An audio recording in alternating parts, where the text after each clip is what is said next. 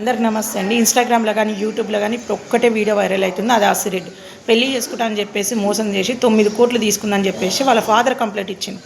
9 కోట్లు పెట్టినాక వీడు యవన్ సంఖ నాకిండు. కొడుకు 9 కోట్లు అమ్మాయికి పెట్టినాక వీడు యవన్ సంఖ నాకిండు. ఎవరిని పట్టుకోనికి పోయిండు. అమ్మాయి చేసింది తప్పు కాదు, 100% చెప్తున్నా. ఆసిరెడ్డి చేసింది తప్పే కాదు.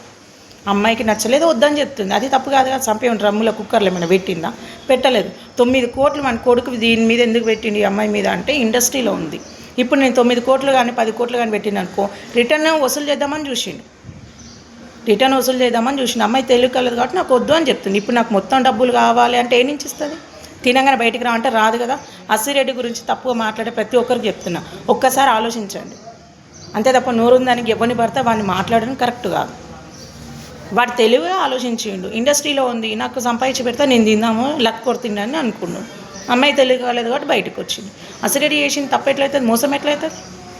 మోసం కాదు, చీటింగ్ కాదు. దాన్ని నచ్చలేదు వద్దన్నది. విడిపోయే రైట్ ఉంది కదా, వద్దని చెప్పే రైట్ ఉంది. సంపితే అచ్చలు చేస్తే ఇప్పుడు మంగ్లీ జంగ్లీ లెక్క చేస్తే అది తప్పు. ఆసిరెడ్డి చేసింది తప్పు కాదు. వాడు తెలివిగా ఆలోచించిండు. ఇది ఇండస్ట్రీలో ఉంది కాబట్టి డబల్గా ఆలోచించిండు. ఆసిరెడ్డి గురించి ఎవరు తప్పుగా మాట్లాడినా అసలు నేను ఊరుకోను. నేను ఇస్తే అందరి మీద కంప్లైంట్. వానికి సిగ్గుచేరం లేకుండా అమ్మాయిని చూసి 9 కోట్లు పెట్టిందంటే వాడు ఎంత మేధావి ఉండాలి, ఎంతవరకు ఆలోచించుంటే పెట్టి ఉండాలి. ఫస్ట్ అది ఆలోచించుకొని మనం మాట్లాడాలి.